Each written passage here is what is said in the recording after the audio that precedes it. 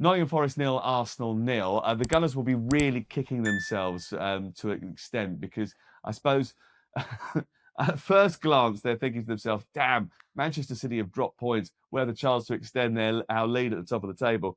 And then when Aston Villa do the same the next day, they end up extending it by just a point, by just getting through the game against Nottingham Forest. It wasn't a great game. No. But Mikel Arteta afterwards, very much sort of, we were denied a clear penalty. Now, I'm in the camp that Ollie Scholes, handball, I'm afraid, penalty. I'm in the camp of Ola Aina, penalty. You're not so sure, are you? No, I agree with you on the Scholes one because I think he's actually made a movement to flick the ball away. So I'm surprised that wasn't given. But in this instance, there is a little bit of defence because he's been shoved into the ball, albeit by his own teammate. Yeah, I was going to say, by Anderson. So I can understand why Mikel Arteta is frustrated. But this goes a little bit back to the Dalot situation as well. I think we've been ingrained in this VAR era to start viewing football differently. Now, I know you're a stickler for the rules, but 10 years ago, 5 years ago, I don't think there's the furore over the Dalot challenge because there wasn't VAR, and the same with this one. So I do think we've been indoctrinated a little bit. I agree with Sean Dyche. I don't want to see penalties given for that. I'm not a stickler for the rules. I just think if you have laws, you have to apply them. I'm not one of these that goes, oh, don't worry about those. We'll just do what we want on a Saturday if it feels right. Yeah, but I'm more of a there should be some common sense. And I'm totally with you. But that should be written into the law rather than just deciding on a random Saturday that today we fancy showing some common sense when we haven't done for the last 3 years. The fact is, I don't care about whether or not it should be the decision. The decision is, what is it in law? And in law, I think that is a handball. And the reason I say that is because next weekend, that decision is going to be given as a penalty. And I want uniformity and consistency over the course of the whole Premier League, Dean. I agree, but you won't get it when there's a subjective decision to be made.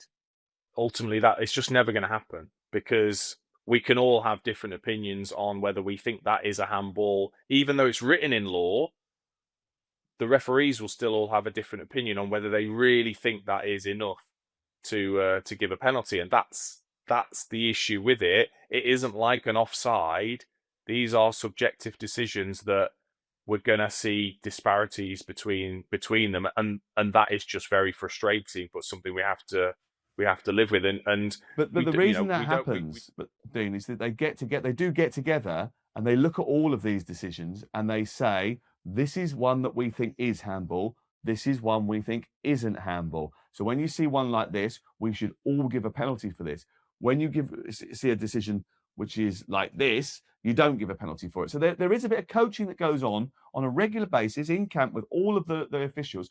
So they all see the pictures that we see. They all have the discussions that we see. And they should have more of a hive mind than us. We can all have different opinions, but they've got to get to the point where they've generally got the same opinion.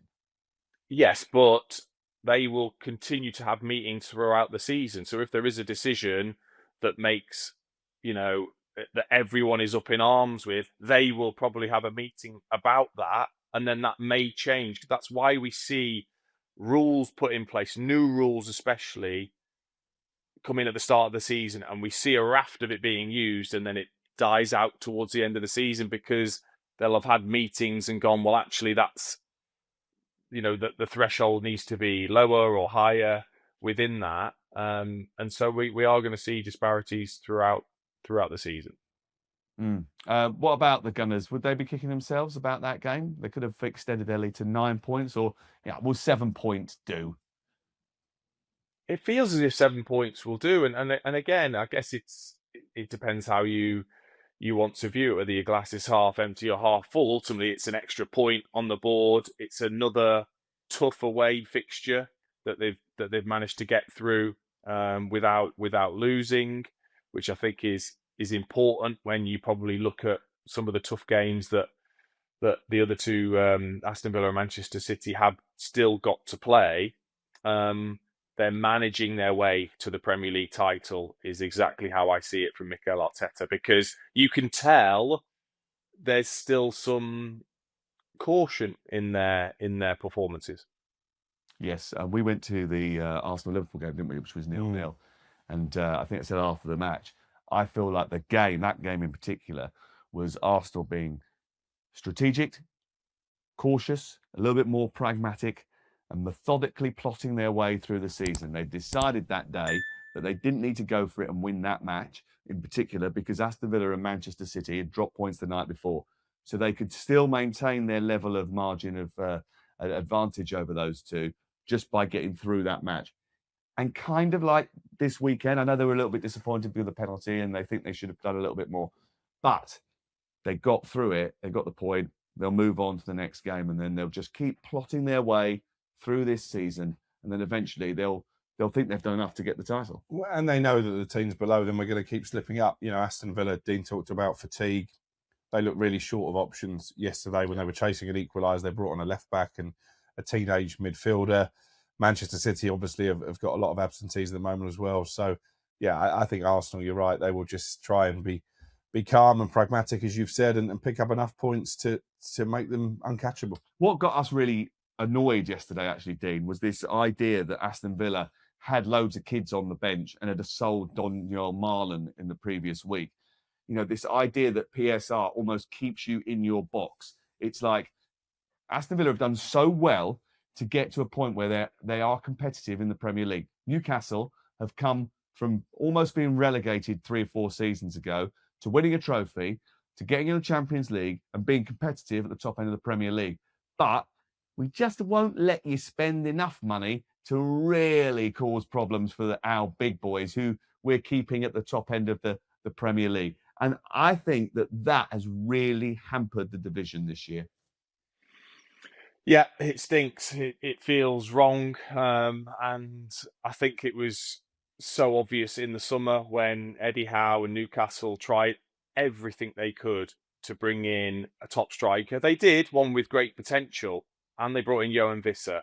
But the targets that they were after before that, the high level European centre forward targets that they were after, they couldn't get, and that just shows, I think, where they're at and where Aston Villa are at, and it seems a crying shame that's only going to probably get harder with the new rules that come in also. Yeah, absolutely, which will be a percentage of your turnover that you can spend on football costs. So if you're Bournemouth and your turnover is absolute guff in comparison to Manchester City, who have a huge turnover, then you get to spend nothing and they still get to spend absolutely loads. So funnily enough, the established elite end up staying up there and the teams with that are smaller end up being kept in their place. Remember your place in the food chain. It basically feels like what we're telling them, which I don't necessarily think is the great thing for English football, because one of the things we love about it is the pyramid and the meritocracy. talkSPORT.